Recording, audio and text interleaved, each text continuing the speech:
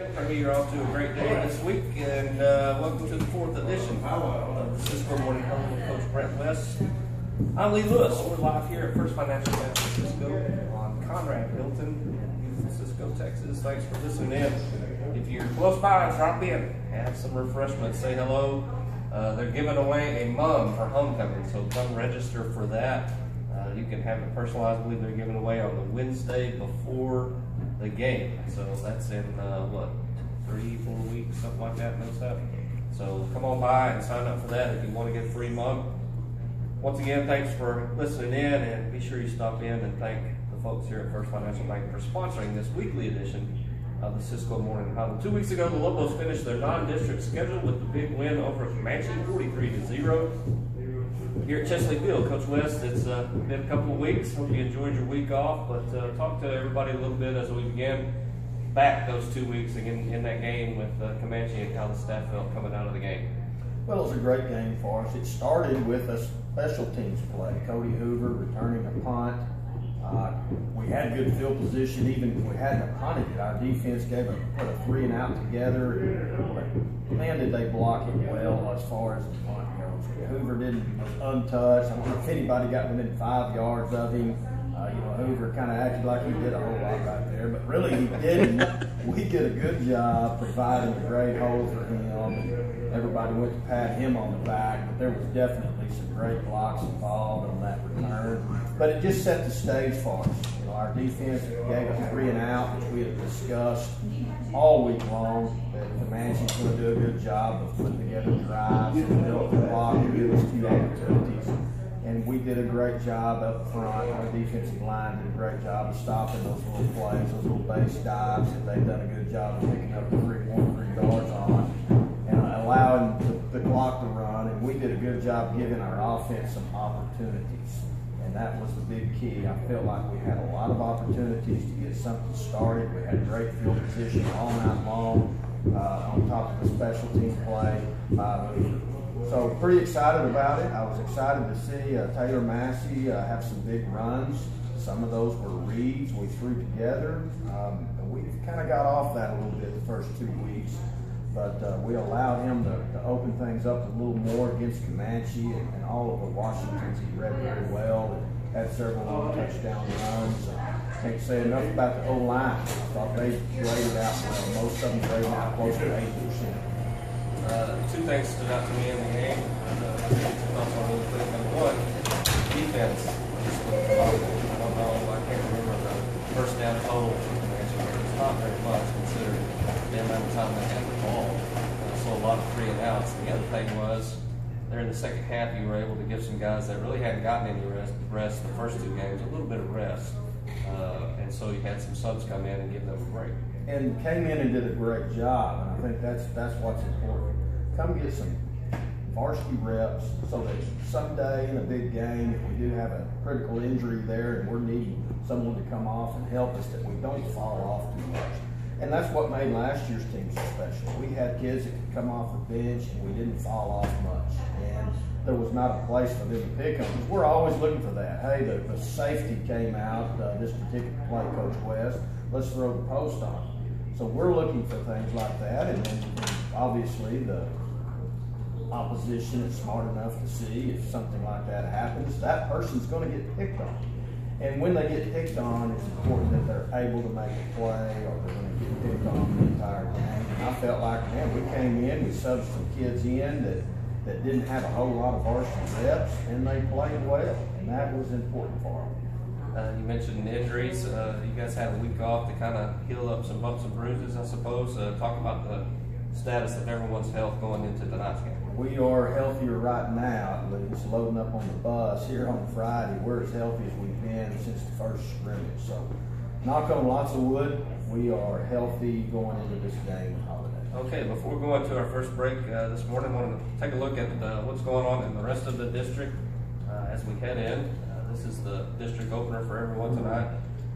We saw where Eastland, Henrietta, Millsap, all those guys, along with y'all, are 3-0 going into tonight's game, and then I believe Holiday and City View are both 2-1, and then Jacksboro and Lakota at 1-3. Any surprises, or do you kind of feel like maybe everybody's where they thought they would be? Yeah, the biggest surprise to me is we have 4 teams in this district that are undefeated. And that's pretty impressive. I think if you look across the state of Texas, you won't find any districts that are 3-0, especially 4 of them that are 3-0 in a district like ours. So we knew this would be a competitive district, and not really a big surprise there, but 4 pretty good teams right now rolling along. And then there's Holiday that's 2-1, and Wichita Falls City View 2-1, and the folks that they lost to have put together a pretty good football team. So obviously the district is wide open, and the first district game, everybody's undefeated. All right, there you have it. We're going to take our first break. Thanks for listening again. You still have time to stop in, grab some cookies, some coffee, whatever you need to get here. Please stop on by and say thanks to the folks at First Financial Bank. You're listening to the Cisco Morning Huddle on KATX Radio. Back in 2 minutes. Lee Lewis alongside Coach West here, and appreciate you guys listening in this morning. Got a lot of coffee here. It's free. Come by and get it if you want to. Coach West, last night, district openers for junior high and JV, and man, I think the total combined score in those 3 games was 124-0. It's kind of a rare thing to shut everyone out on a Thursday night, but kudos to your guys last night. They looked really good. Well, you know, everybody's come in the office and found Coach Brunson this morning. They said the pressure's on. Jay Spear and Adams and Pope have all said, hey, we did our job. We shut out the Eagles on Thursday. So, yeah, there's a little pressure on Coach Brunson tonight to get the job done. Evidently, we played great defense in Holiday. I stayed home and watched the JV game, but just listening to my coaches talk, they did a great job of being disciplined and doing their job, which is it's difficult at the 7th and 8th grade level. There's so many, and when you're seeing a spread offense that we're not real familiar with, those kids haven't been taught all the little things that go with that, and yet we still got down the hill line on the zone and gap exchange to the quarterback if he was to pull that. And we felt like that junior high is way further along than we've been defensively, at least discipline-wise, in a very long time. So very proud of it. And we saw the same thing last night at the JV level. Our kids flew around, they got a quick start, got up on Holiday pretty quick. But some of the things that Holiday did out of their offense, it puts a bind on it. And if you're not disciplined, you'll see some big yardage being ripped off. Our kids played hard. They did their job. Secondary let nothing get behind them, and I just can't say enough about how we played on defense. Yeah, you're talking about the defenses. Comes to mind a lot of it takes all of them to be able to succeed like they have. But on Friday nights, you guys had 2 defensive shutouts in 3 games. You know, it would have taken a miracle probably to shut out one, but those linebackers and the guys in the secondary, those guys on the stat sheet are getting a lot of tackles. To me, if you don't have a front forward that can do all the things that they're being asked to do, those other guys at the back end might not have as much success. And so I'd like you to talk specifically about those front 4, and maybe they don't get as much credit unless they come up with a sack or something as those other guys, but they have a pretty huge responsibility to then turn it over to the linebackers and the safeties. They do, you know, and it's, you look at our scheme, and in many situations, that front 4, their job is not to make the tackle. And that's difficult to sit here and say, hey, you're not supposed to make this play right here. You're supposed to do this according to what that offensive lineman told you to do. And the linebackers and the safeties have got to clean things up and be the guys to make that open field play. They have to be humble in that, and they have to be disciplined, knowing that I may not have as good stats as the 2 safeties do, but I'm going to do my job anyway. And I may not make the paper on Saturday morning with 12 tackles like they did, but I've still got to get my job done because the team is the most important. And if I don't do my job, I'm going to get fired, because Coach Brunson that's his baby. Those defensive linemen is what he takes care of. And he makes sure, because that's where you start. I mean, we've got to win the battle up front and make the open field tackle. Our safeties right now are our 2 leading tackles, and usually when you say that, you're 0-3 and not 3-0. But our D-line's doing their job. Those safeties are making plays on the line of scrimmage, not 15 yards down the field, and I think that's what's important about our safeties. They make plays on the line of scrimmage, and they're doing a great job of it. Talk a little bit about still staying with the defensive line. 3 of those guys have been there and done that, so to speak. But they're kind of doing it, maybe not Mark so much, but the other 2 guys are doing it at different positions. And then you've got Justin Mina, who's come in, and not trying to single out anyone in particular, but he's had to come in, and he really hasn't had as much time as the other 3 guys learning the scheme. He was here in junior high, I believe, but then he's missed 2 years. So talk about, them as a unit having to kind of change positions, and then Justin coming in. Well, Mina's also come in and learned it so quickly. He's a natural learner. We were impressed with how quickly he caught on with that gap exchange type defense, how well he squeezed the traps. Normally you can take a defensive tackle that has moved into Cisco and trap him for the first year. Guard gets under the Mike linebacker, and he's straight up the field, and he gets trapped over and over and over again. And Mina, that happened once too. And well, you might could get him once a week there for a while, but now, I mean, he's disciplined, he's figured it out, he understands what Coach Brunson wants out of him, and that's the most important thing. He understands the concept, and he's getting better at reading things. All of those defensive linemen are understanding and are smart enough to know that why is this guard setting light right here? Is he setting there to pull? Are they about to run a power or a trap, or is he about to pop for pass?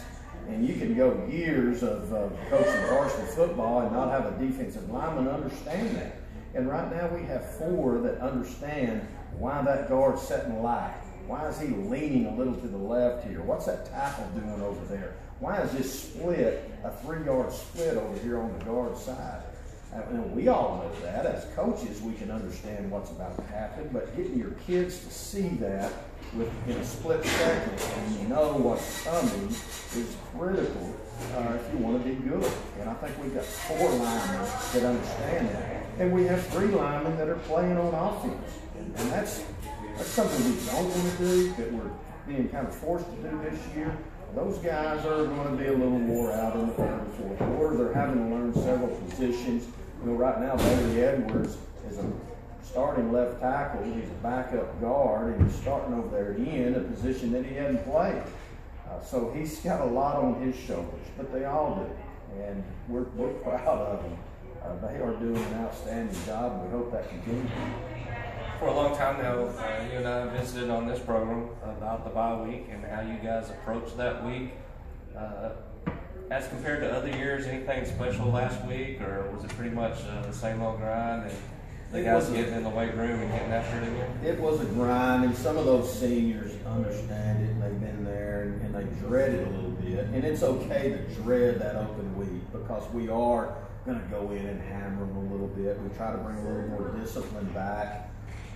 We're back in that weight room, a little more of even the mat room, a little more off-season involved in that, and we're, they know it's important for our program, and it's okay to dread it, but don't go through the motions, and let's find a way to get better during this week. And I felt like they all did that.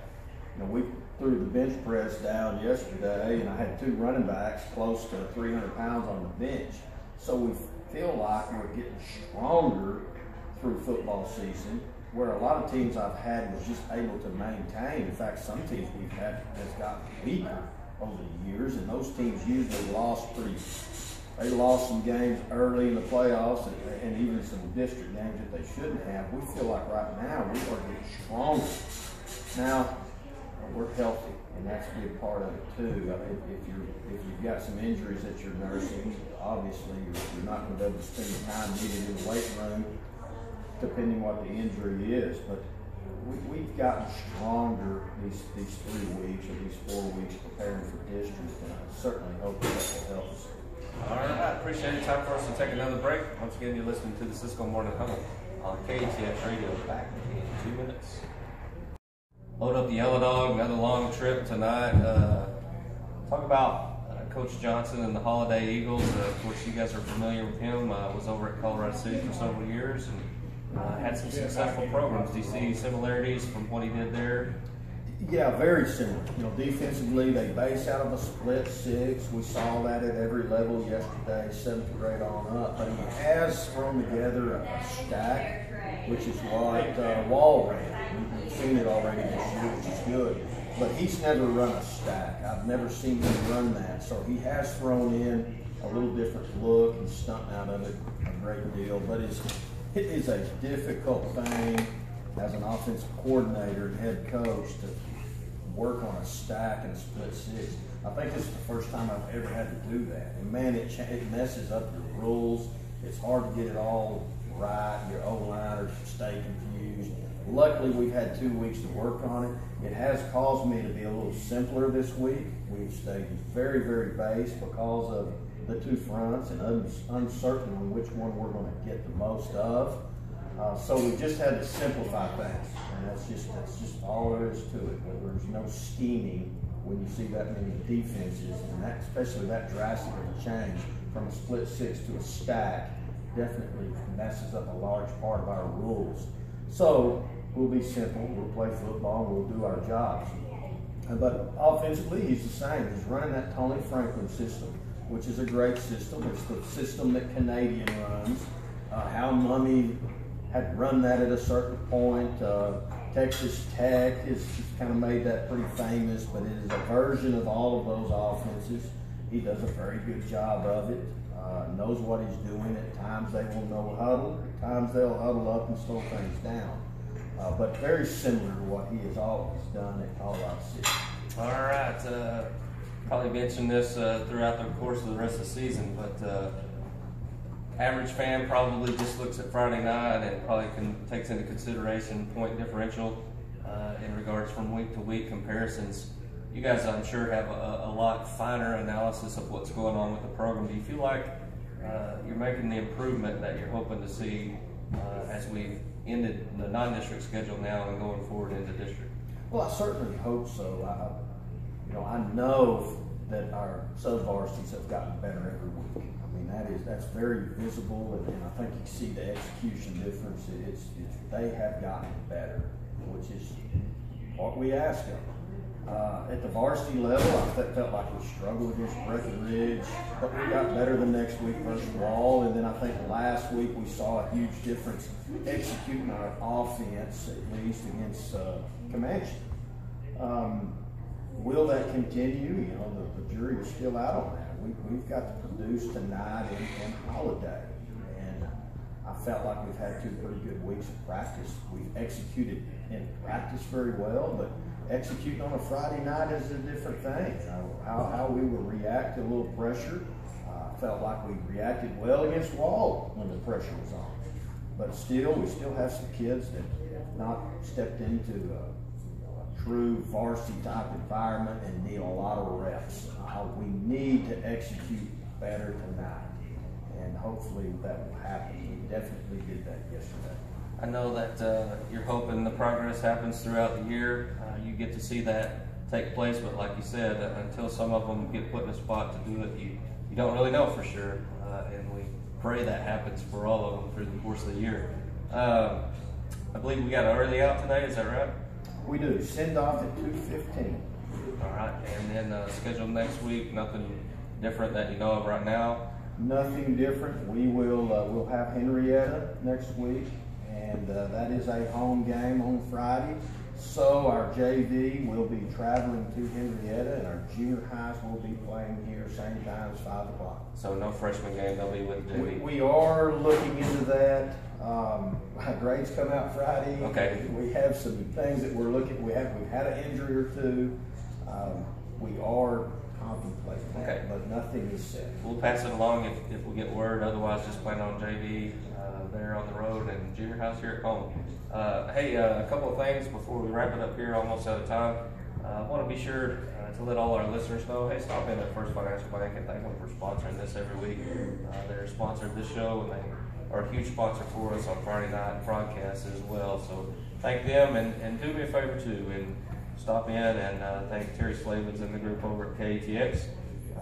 Those guys have gone far and above, way beyond what needs to happen for us to be able to make this broadcast happen. And Terry and his crew work really hard to make sure that we're able to bring you Cisco Logo football every Friday night, and we are certainly glad to do that. So stop in, tell them thanks. You might scare the daylights out of them, but tell them thanks anyway for me. I want to thank Matthew Householder back in the studio, making sure we get this all in today. Be sure to stay tuned. Right after this, Terry Slavens and Coach Watkins will have the Eastland Morning Huddle over in Eastland. Be sure to stay tuned tonight. KATXradio.com. Click on Listen to the Lobos. And 98.5 KWBY. We'll have a pregame at 7 o'clock and kick off at 7:30 as the Big Damn Lobos head up to Holiday to take on the Eagles in the district opener for both teams. For Coach West and myself, Lee Lewis, signing off. Hope you have a great weekend. We'll see you next week.